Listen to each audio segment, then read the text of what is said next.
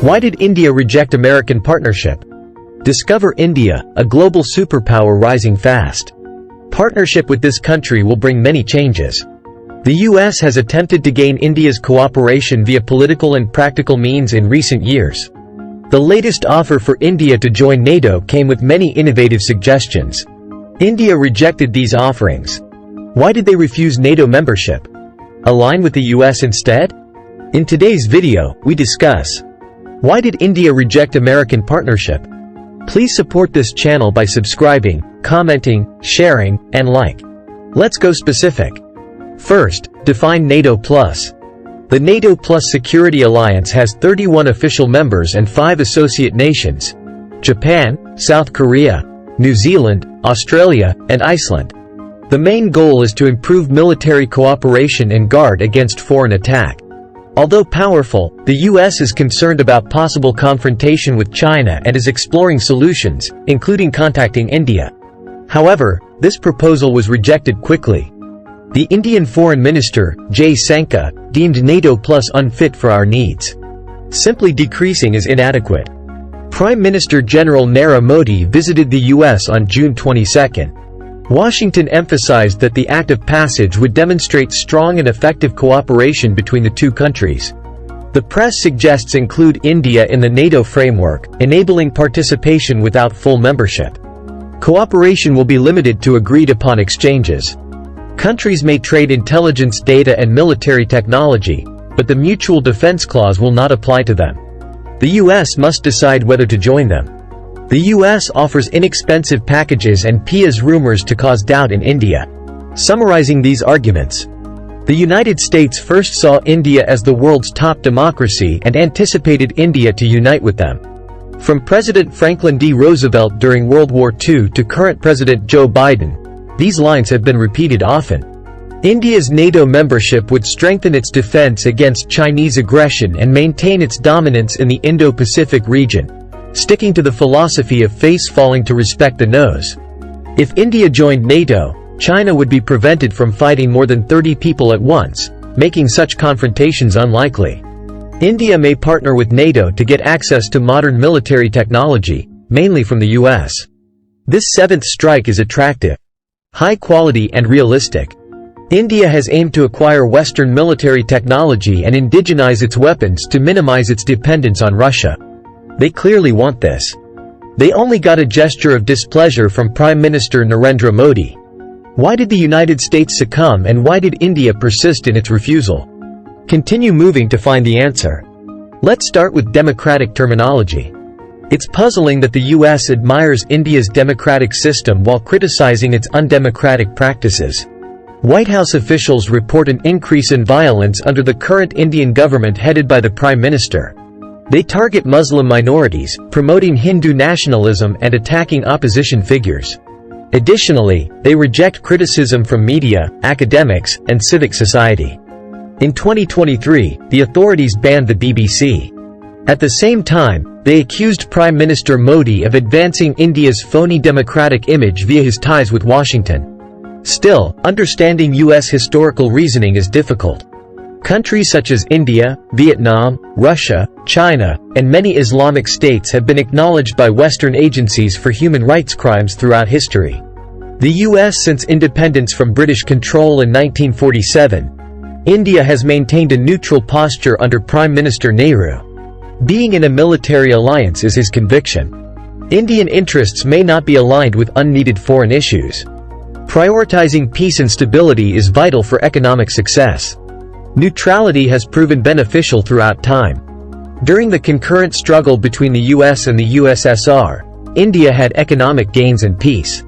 Weather stability gives foreign investors confidence to invest in the country, reducing the risk of war losses after almost a century of independence.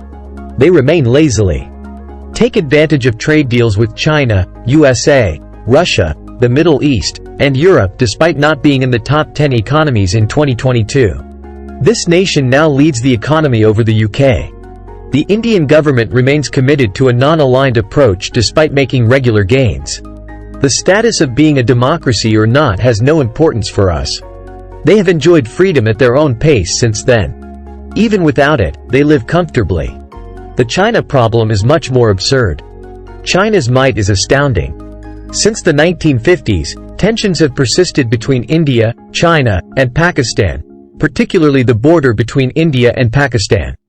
In 1962, China fought India, but the result showed India's resistance to manipulation. The Indian leadership believed China would not invade via the protection of the Himalayas. The location is forbidding, arid, and cold on all sides. Additionally, they have similar military capability. Although both sides claim to have nuclear weapons, the hostilities are restricted to large-scale battles. Due to the restricted scope and manageability of the dispute, neither side would participate in a full-scale combat, since they recognize it would be self-destructive. While this issue is terrible on land, it becomes much more absurd at water. India dominates the Indian Pacific, overtaking China. China used the String of Pearls plan to encircle India by establishing seaports and marine routes. This merely prompted India's response. Strategically establishing military seaports and forming alliances with adjacent nations gives these persons an edge in blocking China's access to the Indian Ocean via the Strait of Malacca. China is caught in the Malacca dilemma, since 80% of its imports and exports transit via this small canal. Although China has established a military facility in Cambodia to address this issue, it still struggles to identify alternate ways.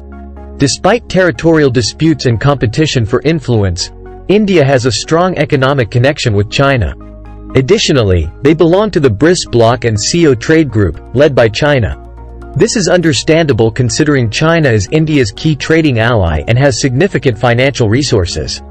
These two countries trade $125 billion in imports and exports. Both persons depend on each other in different ways. Several Chinese IT companies' main market is India. China is the main destination for agricultural products and raw materials supplied from India. Self-awareness is essential for two persons to maintain their lives while interacting. Potential NATO membership for India might harm its economy, particularly in the military sector.